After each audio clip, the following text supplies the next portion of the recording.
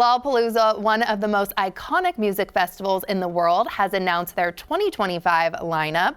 The four-day festival now happens every summer in Chicago, but 34 years ago, Lollapalooza started as an alternative rock festival, touring the country, starting that first summer in Arizona and ending the tour at the King County Fairgrounds in Enumclaw. Now, a definitive oral history of the 1990s alternative rock festival gives us a glimpse inside the music of culture of that time. And we have music journalists Richard Beinstock and Tom Beaujour joining me now on the couch. Thank you to you both for being here. Thanks so much for having us. Awesome. So Tom, I want to start with you. Let's start at the beginning. How did the festival get its start? It started because Jane's Addiction, which was founder Perry Farrell's band, had decided to call it quits. They couldn't get along really anymore. And so they wanted to do a farewell tour, but they wanted to do it with a bang. And so instead of just calling it the Jane's Addiction Farewell Tour, they called it Lollapalooza. And the whole idea was to create a festival like what they had in England already, but move it around the country and expose people to different bands that they probably hadn't heard of, different causes. So it was really just this really mega way to send off a band that turned into a cultural institution. So cool. And Richard, you didn't just interview, the artists and performers, but also the stage crews and the roadies, I hear. So why were all these voices so important to tell for this story? Well, I think when you're telling a story using oral history, you want to give as many different perspectives as you can on a situation. So we're trying to create sort of a 360 view of what was going on and then dropping the reader right in the middle of it. So as much as you want to have those A-list names, your Jane's Addictions and your Soundgardens and all of the bands that were there, you also want to get a lot of the behind the scenes moments so that people could really get an idea of what was going on beyond what they were just seeing on the stage. Definitely. And can you guys share with me any surprising things that you both learned from, these 200 plus interviews that y'all did? One of the most surprising things that I didn't know was that Nirvana was really supposed to headline the tour in 1994. Oh. They were very, very close. Nirvana had already started designing a stage for the tour. And so that was something that I didn't know at all.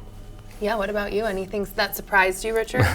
I think just the how the first year in, they were really kind of just flying by the seat of their pants.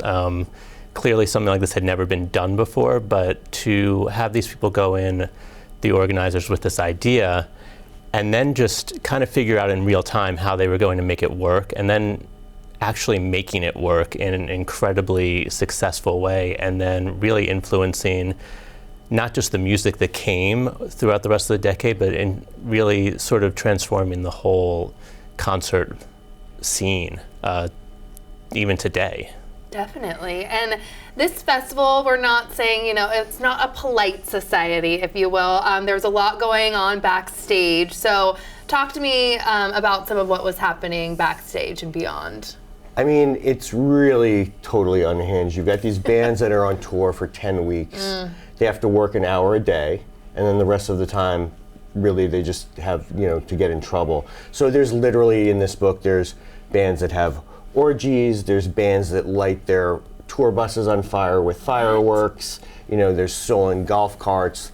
There's unfortunately a lot of hard drugs and actual, human tragedy, but it's very, very unhinged due to the nature of the psychological experiment that it was to be a band on that tour. Yeah, and like you said, only having to perform for an hour and then you have the whole rest of the time to really do whatever you want to do. The festival, though, wasn't just all about music. It also had space for art, politics, social debate. Pretty groundbreaking, I would imagine, right? It was, and this is something that I think we take for granted now, that when you go to a concert, it's going to be a whole experience, and you're going to get great food to eat, or sometimes weird food to eat, and you're going to get booths that you can buy crafts, and you're going to see maybe some progressive, politics and different types of things that you can sort of learn about while you're there. But this is something that was not going on in 1991, and Lollapalooza may have not been the very first time that these things were presented in a concert sphere, but I think it was the thing that became, after Lollapalooza, it became part of what it was expected when you were going to go to a concert, and certainly when you're going to go to a festival. And Lollapalooza codified that and made it part of the scene. Definitely.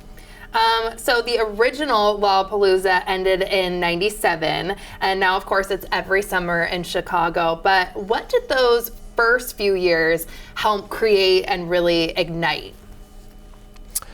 Those first few years, in the book, we were really trying to tell two different stories. And one is telling the story of the rise of alternative rock through the Lollapalooza festival, through the lens of that. But then the other story is really how Lollapalooza transformed the entire concert-going experience, and that is what you see nowadays. I mean, all of these festivals now are destination festivals. Lollapalooza now is too.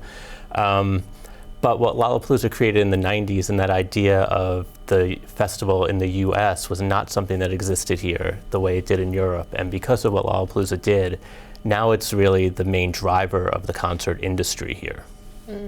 Thank you to you both for being here. We really appreciate your time.